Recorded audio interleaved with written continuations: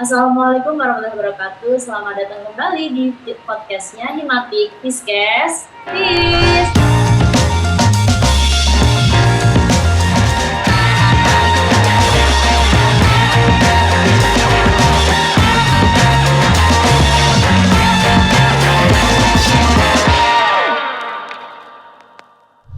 Gimana kabarnya teman-teman semua hari ini? Saya harap kabar teman-teman semua baik ya. Hari ini podcast kita bakal menyajikan berita atau video yang sangat inspiratif sekali dari narasumber yang inspiratif juga tentunya. Beliau merupakan founder dari Cerita Iklim. Nah, siapa sih founder dan apa sih Cerita Iklim itu? Yuk, mari kita kenalan sama foundernya. Check it out. Halo kakak. Ya, halo Via. Oh iya kak, di sini kan mungkin banyak nih kak teman-teman yang belum tahu nih apa sih Cerita Iklim itu dan siapa sih foundernya. Boleh kak, kakak memperkenalkan diri dulu untuk biar teman-teman semua tahu siapa sih founder dan apa sih Cerita Iklim ini. Silakan kak. Oke, makasih banyak ya Via dan teman-teman semua yang sedang mendengarkan podcast ini. Perkenalkan, aku Dita Mutiara Nabela, biasa dipanggil Dita. Apalagi ya? Ya tadi seperti yang Via udah bilang ya, aku dan teman-teman sedang membangun sebuah komunitas yang namanya adalah Cerita Iklim.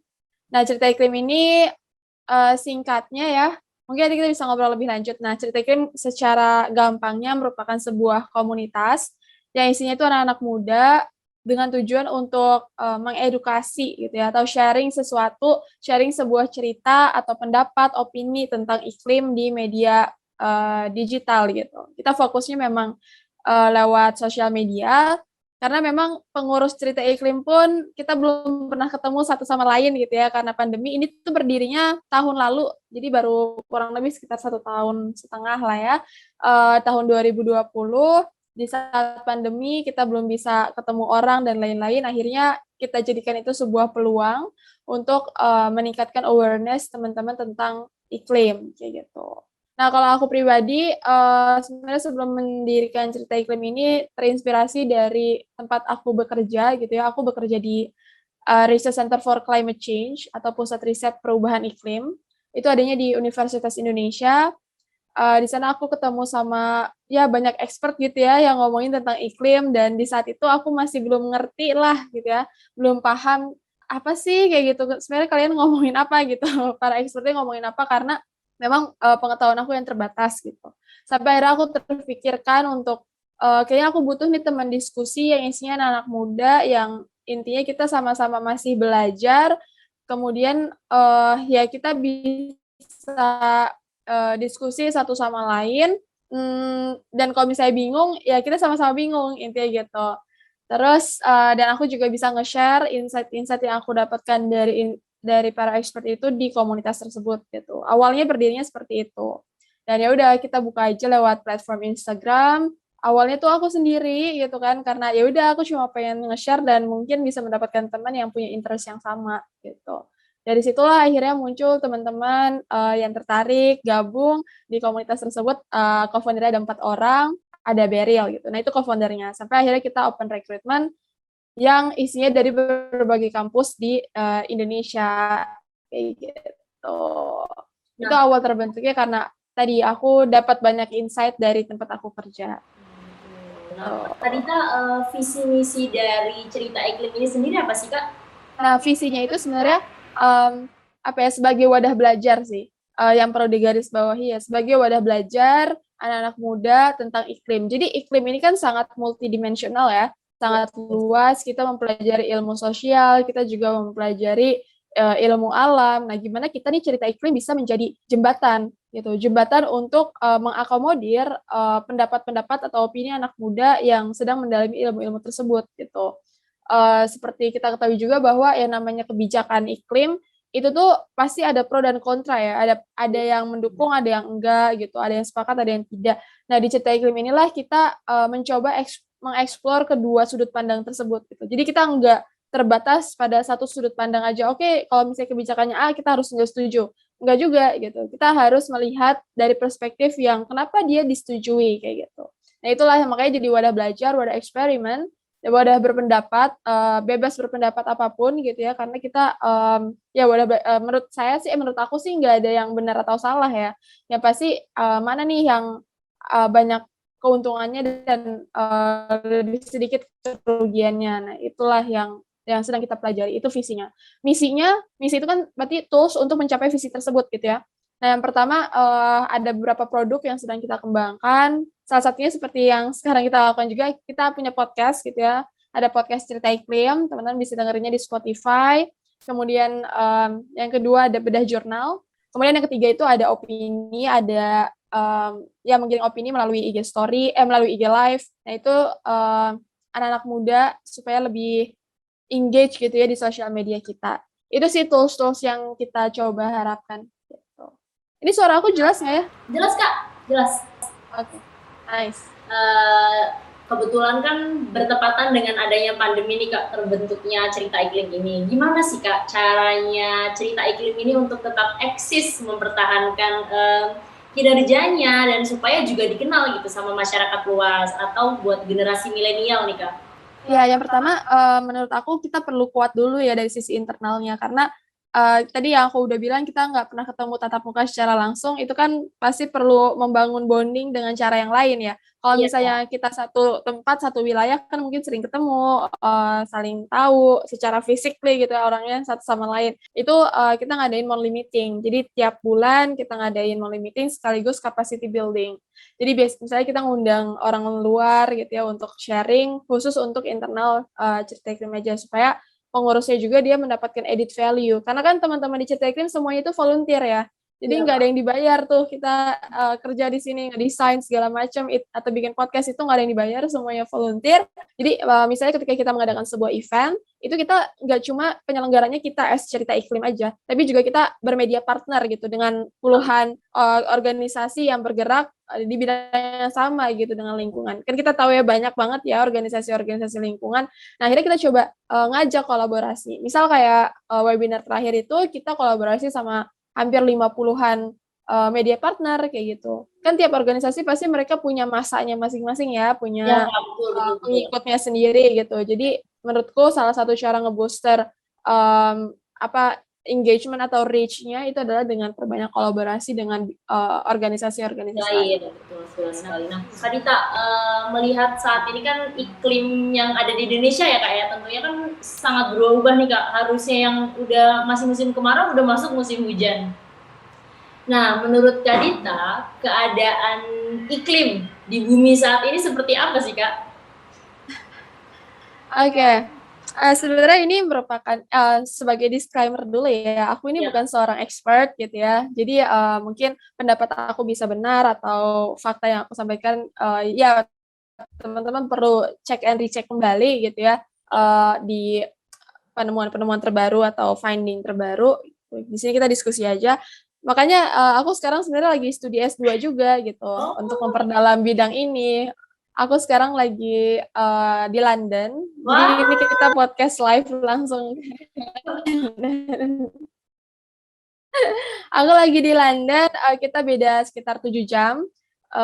Teman-teman di Indonesia lebih awal gitu ya. Jadi kalau sekarang udah sore, aku di sini masih pagi. Aku ngambil bidang atau program Environment and Sustainable Development gitu. Jadi lingkungan yang berkaitan dengan pembangunan berkelanjutan di University College London kayak gitu di UCL.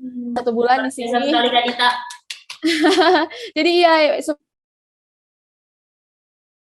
supaya bisa jadi expert gitu ya, supaya bisa benar-benar mendalami isu tentang perikliman ini gitu dan kaitannya dengan kehidupan perekonomian dan juga pembangunan. Oke, tadi pertanyaan gimana sih kondisi iklim sekarang kayak gitu ya. Pertama kita harus tahu dulu definisi dari iklim itu sendiri ya. Iklim itu kan merupakan sebuah kondisi dalam jangka waktu yang panjang gitu, yang lama. Beda dengan cuaca, kalau misalnya cuaca itu kondisi temperatur pada hari ini pada waktu-waktu tertentu gitu. Nah, faktor-faktor iklim ini itu ada banyak gitu ya. Kalau misalnya dibagi secara umum ada 2, pertama secara natural gitu, yang kedua adalah antroposen atau yang berkaitan dengan aktivitas manusia. Nah, seperti yang tadi Via udah bilang bahwa ya mungkin ya udah mulai kerasa gitu ya, mungkin kita sebagai masyarakat awam tuh udah kerasa nih kok musim-musimnya udah berubah, kemudian tiba-tiba ada bencana ekstrim gitu ya, yang mungkin sebelumnya itu tidak pernah terprediksikan akan terjadi itu di Indonesia misal gitu. Nah itu adalah salah satu dari dampak climate change tersebut gitu, perubahan iklim. Nah penyebabnya tadi ada dua, pertama secara natural ya, emang kegiatan biogeofisika di bumi itu sendiri, ya teman-teman tahu semuanya itu pasti akan ada pergerakan di bumi, baik dari interior atau eksteriornya si bumi itu sendiri. Kemudian yang kedua itu, dan ini yang merupakan pengaruh paling signifikan, yaitu adalah kegiatan manusia, antroposen, di mana kita sebagai manusia itu memiliki andil yang sangat besar gitu ya dalam perubahan iklim, karena semua itu bergantung dari aktivitas. Setiap kita melakukan sebuah aktivitas itu pasti kita menghasilkan jejak karbon gitu ya, atau carbon footprint. Nah, carbon footprint inilah yang akhirnya menjadi greenhouse gases yang itu terakumulasi, dan itulah yang menghasilkan emisi karbon. Nah, emisi karbon itulah yang akhirnya meningkatkan temperatur di bumi dan yang akhirnya mengalami perubahan iklim di berbagai tempat di bumi ini. Itu sih sebenarnya kondisi-kondisi terkini tentang iklim. Mengingat ya Kak, saat ini kan banyak tuh Kak orang yang masih belum menyadari gitu Kak tentang pentingnya kita merawat bumi, dari membakar sampah, terus juga buang sampah sembarangan, buang sampah ke laut, itu kan juga berpengaruh ya Kak sebenarnya untuk kondisi iklim juga gitu Kak. Ya, betul. Nah, Kak Dita, di bumi ini kan ada negara maju, ada juga negara berkembang. Kalau dari sudut pandang Kak Dita sendiri, negara mana sih Kak yang lebih banyak atau yang banyak berpengaruh untuk perubahan iklim di bumi ini?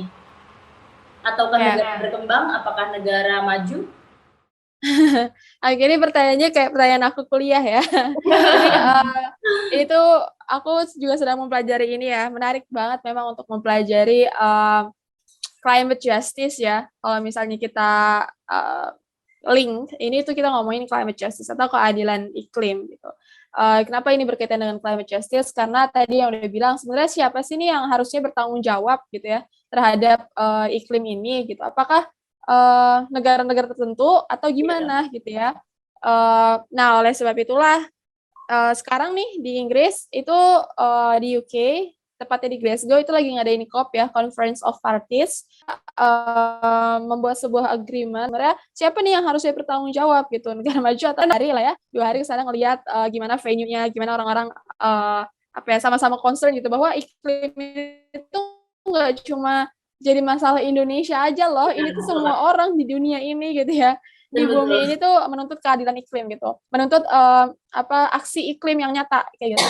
Nah, kalau misalnya balik lagi ke pertanyaan, siapa negara yang harusnya bertanggung jawab? Kalau misalnya berdasarkan diskurs hari-hari ini terkini gitu ya, diskurs itu obrolan sekarang gitu ya, ya para aktivis gitu ya, itu istilahnya menyalahkan negara-negara maju gitu.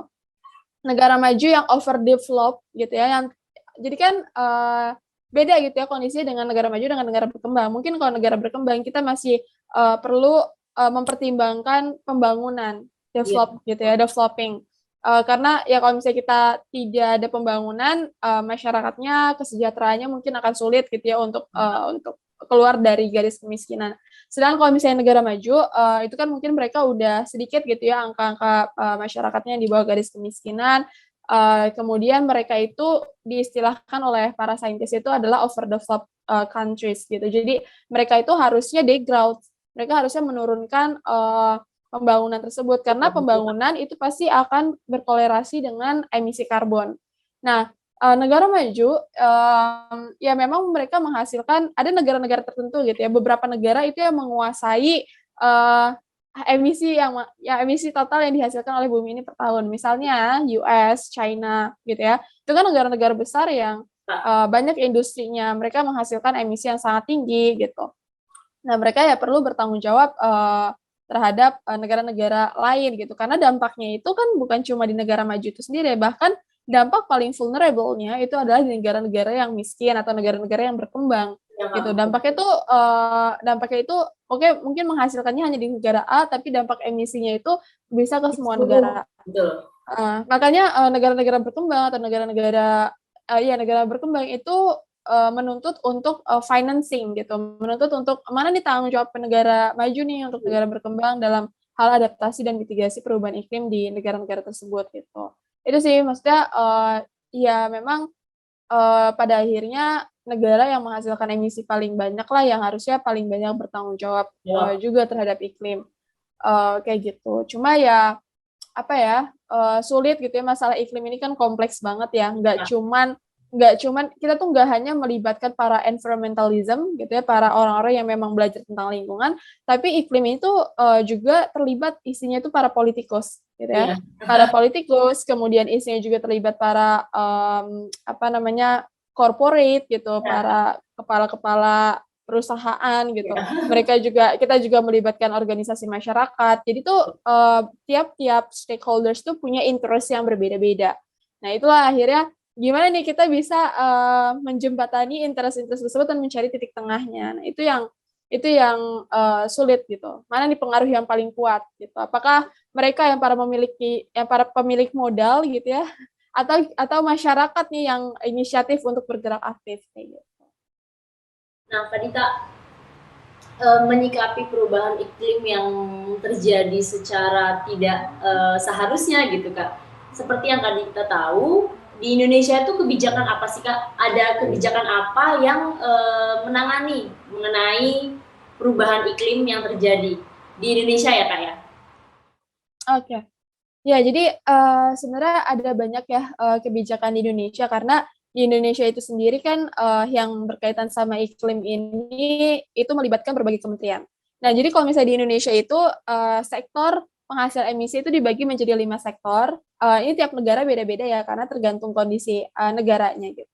Kalau misalnya di Indonesia sektor pertama itu ada land use and land use change itu and forestry jadi perubahan lahan dan juga ke hutan gitu ya hutan-hutan mana aja nih yang akhirnya berubah jadi lahan misal jadi perkebunan atau jadi perumahan dan lain-lainnya itu dibahas di sektor land use change and forestry. Nah ini adalah lahan yang paling ini adalah sektor yang paling banyak menghasilkan emisi di Indonesia gitu ya. Seperti kita tahu Indonesia kan masih banyak lahan-lahan dan akhirnya berubah-berubah lah tuh lahan-lahannya jadi Ya, Kak. macam-macam lah Iya, gitu ya. digunduli ya, Kak ya? Betul. Iya, itu kebijakannya sekarang udah ada moratorium, misal kayak ada wilayah-wilayah tertentu yang oke ini nggak boleh digunakan sebagai atau nggak boleh dialihfungsikan gitu, harus dikonservasikan, tidak boleh digunakan. Nah itu sebenarnya salah satu kebijakan yang dilakukan Indonesia. Tapi sayangnya dalam hal implementasinya mungkin belum sepenuhnya berjalan dengan baik Berjalan gitu ya, ya. Kak. Betul. Iya, mungkin ada beberapa yang akhirnya ya tetap Mulai. terlepas gitu, akhirnya terbuka. Nah, itulah yang sebenarnya perlu adanya penguatan hukum dari kebijakan-kebijakan yang udah ada gitu.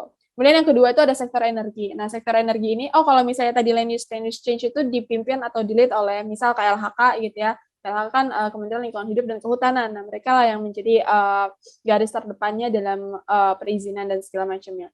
Nah, kemudian yang kedua itu adalah energi gitu ya, sektor energi. Nah ini pasti berkaitan juga dengan Kementerian SDM gitu ya, gimana akhirnya energi fossil fuels kita tuh bisa berkurang, tapi kita mulai beralih ke renewable energy. Nah disinilah Indonesia memiliki target nih sekitar ya sebelum 2050 lah kita udah bisa transisi gitu ya, transisinya itu udah mulai dipercepat gitu, diakselerasi menuju ke renewable energy. Karena kan fossil fuel seperti kita ketahui ya dampaknya itu sangat besar terhadap emisi dan juga terhadap kesehatan masyarakat Betul. gitu. Kemudian yang ketiga juga ada dari segi waste management. Nah, waste ini sebenarnya masih menjadi masalah di Indonesia ya. Mungkin kalau negara maju waste itu udah bukan jadi masalah utama. Mungkin masalah utama mereka adalah energi gitu. Tapi kalau misalnya di Indonesia ya sampah tadi yang sempat kamu mention juga apa Iya, ya Kak. pengelolaannya itu masih belum maksimal, Betul, kemudian Kak. masih banyak food waste, ya pengelolaan limbah inilah yang masih menjadi PR kita. Nah ini biasanya dikelola oleh ya pemerintah daerah ya, kan tiap daerah itu pasti punya regulasinya masing-masing dalam pengelolaan sampah tersebut. Kemudian yang keempat itu dari segi agriculture, ini gimana agriculture ini tuh kita bisa survive gitu terhadap perubahan iklim yang ada. Nah, agriculture tuh contoh kebijakannya misal dari pemerintah pusat gitu, dari Kemenkyu itu memberikan insentif terhadap smallholder sawit gitu ya. Ini sebagai contoh aja sih supaya mereka tuh bisa lebih survive, bisa meningkatkan produktivitas mereka dengan lahan yang terbatas. Gitu karena kan kita nggak mau ekstensifikasi nih, kita nggak mau buka lahan lagi, tapi harusnya intensifikasi. Gimana dengan lahan yang kecil tapi bisa menghasilkan produktivitas yang tinggi. Nah, produktivitas di Indonesia sebagai contoh komoditas sawit itu masih terbilang rendah ya, misalnya dibanding dengan Malaysia. Malaysia dengan lahan sekian tapi bisa menghasilkan produktivitas yang lebih tinggi. Nah, itu sebenarnya menjadi PR kita untuk di bidang agriculture. Dan yang terakhir adalah bidang IPPU, itu bidang industri, di mana industri-industri kita itu limbahnya itu dikelola kayak gitu. Dan ada cap-nya tersendiri atau ada batasnya sendiri, mereka nggak boleh nih harusnya ngasilin emisi lebih dari threshold-nya. Nah, itulah berbagai kebijakan emang kompleks gitu karena tiap sektor itu punya kebijakannya masing-masing dan dipegang oleh kementerian-kementerian tertentu atau stakeholder tertentu. Nah, terkadang antar stakeholder-nya itu sendiri nggak sinkron kayak gitu. Nah, itulah yang diperlukannya ada sinkronisasi, kemudian pelibatan antara policy dan sains. Jangan cuman mengandalkan kebijakan tanpa ada dasar sains yang kuat. Betul, Kak. Gitu. Nah, Kak Dita, ini kan 2021 nih, Kak. Tapi masih banyak banget nih, Kak, generasi milenial yang belum sadar akan pentingnya menjaga iklim dari tindakan kita sendiri gitu, Kak. Dari cara kita membuang sampah itu masih suka sembarangan gitu, Kak. Kemudian juga belum bisa memilah dan memilih sampah yang harus didaur ulang, yang memang harus dibuang tanpa memikirkan di mana tempatnya. Seperti contohnya gini, Kak.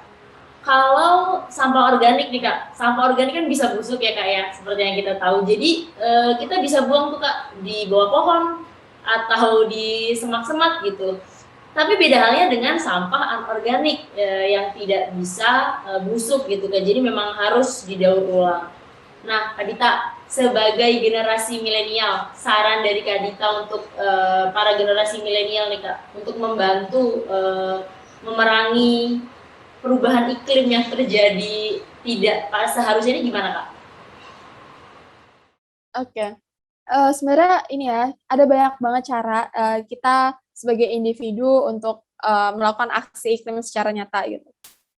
Simple, teman-teman mendengarkan podcast ini, ini merupakan sebuah aksi nyata teman-teman, berarti ingin meningkatkan kapasitas gitu ya, atau ingin mengetahui gimana sih sebenarnya kondisi iklim sekarang. Nah, itu dari keingintahuan kita itu merupakan step awal kita bisa bergerak lebih lanjut gitu, lebih jauh.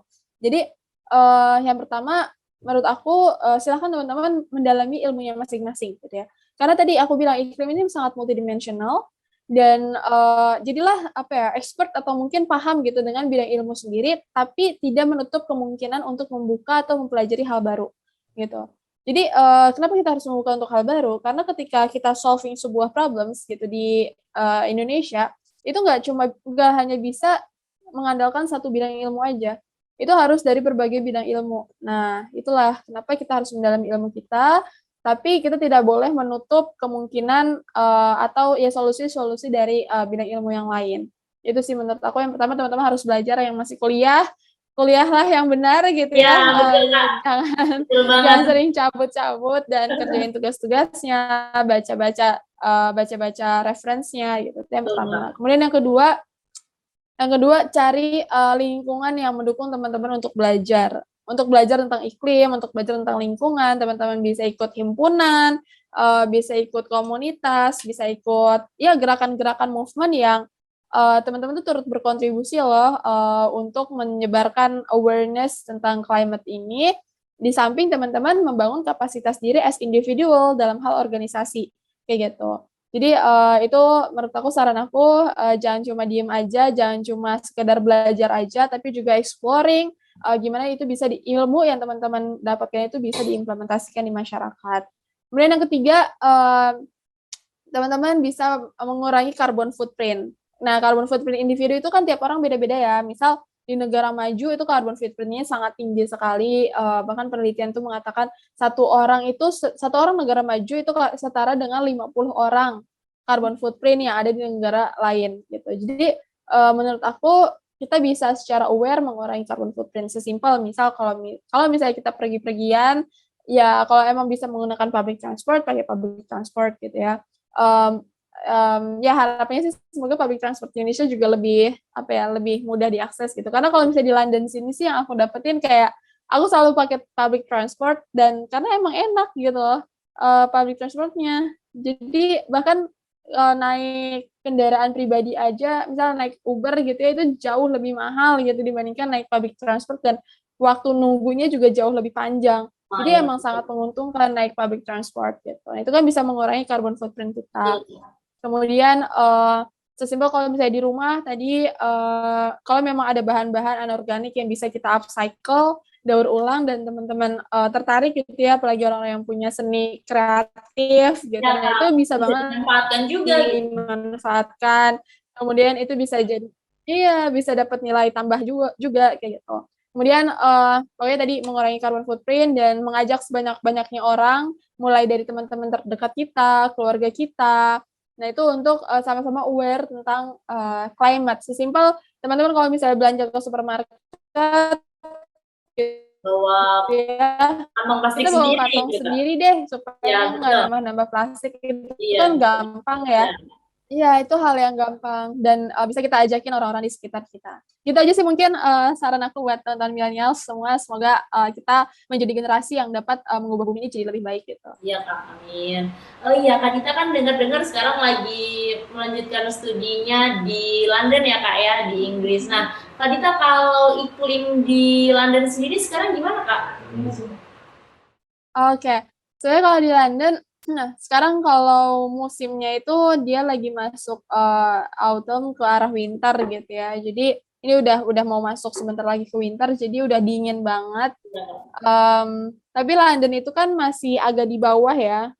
Kemarin tuh aku main ke Glasgow sama ke Edinburgh, itu tuh dinginnya dingin banget. Kayak aku di London tuh nggak pernah pakai sarung tangan, nggak pernah pakai yang coat yang tebel banget, tapi di sana tuh aku pakai coat yang tebel dan pakai sarung tangan yang sangat tebel juga. Jadi memang ada perubahan Ya, cuaca yang betul. sangat ekstrim gitu ya, yang aku biasanya di Bekasi di Indonesia panas gitu ya, Ya, tapi di ya sini Kak. tuh sangat dingin ya, itu ya masih dalam beradaptasi lah. Tapi memang yang membedakannya mungkin di negara sini ya, di Inggris tuh semua hal baik pemerintah atau pemerintah maupun corporate itu mereka udah sadar tentang sustainability gitu, tentang keberlanjutannya mereka udah tinggi kesadarannya. Jadi misal produk-produk yang dihasilkan di sini aja tuh udah hasil dari recycle gitu, Oh ya plastik-plastik di Kak, situ betul betul. hasil recycle. Kemudian Mayor of London-nya itu sendiri selalu mengkampanyekan tentang climate, tentang kita sebagai masyarakat tuh perlu mengambil atau turut andil terhadap aksi iklim kayak gitu. Itu sih menurut aku yang membedakannya kali ya. Ya Kak Dita, terima kasih banyak Kak Dita sudah mau meluangkan waktu untuk berbagi ilmu dan informasi kepada kami di podcastnya Himapik. Semoga di sana Kak Dita sehat-sehat selalu ya Kak ya, dilancarkan studinya. Amin. Terima kasih banyak Kak Dita, semoga kedepannya Indonesia akan lebih baik lagi, generasi-generasi milenialnya juga lebih sadar akan pentingnya mengolah dan memperlakukan sampah biar iklimnya juga nggak berubah-ubah gitu ya Kak ya. Nah Kak Dita ini kan udah ada di penghujung segmen nih, jadi kita mau minta Kak Dita untuk bikin quotes atau kata-kata mutiara dari cerita iklim untuk teman-teman di luaran sana yang bisa jadi menginspirasi buat teman-teman gitu Kak Dita. Susah nih ya kalau bikin quotes. Oke, mungkin sedikit closing aja ya. Teman-teman, ketika kita ngomongin masalah iklim, masalah climate change, itu kita tidak hanya membicarakan tentang lingkungan aja, tidak hanya membicarakan tentang lingkungan hidup gitu ya. Tapi kita di sini membicarakan juga tentang humanity, tentang kemanusiaan. tentang gimana kita bisa mensejahterakan masyarakat, gitu ya.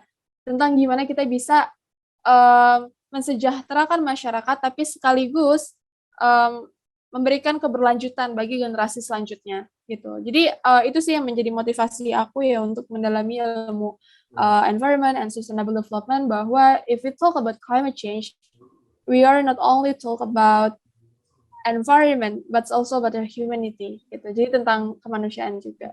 Itu aja. Oke, Kak Dita, terima kasih banyak Kak untuk cerita-cerita Kak Dita, informasi Kak Dita yang semoga menjadi inspirasi untuk teman-teman di luar sana dalam menempuh pendidikan dan dalam lebih peduli juga terhadap lingkungan sehingga iklim kita nggak berubah-ubah nih Kak. Nah Kak Dita, sama seperti yang di awal tadi, kita penutupannya pakai Fiskes ya Kak ya? Oke, Kak Dita, terima kasih banyak untuk hari ini. Saya host Novia Pramasari bersama founder Cerita Iklim, Dita Mutiara Nabela. Pamit undur diri, selamat tinggal dan selamat jumpa di Fiskes selanjutnya. Fiskes!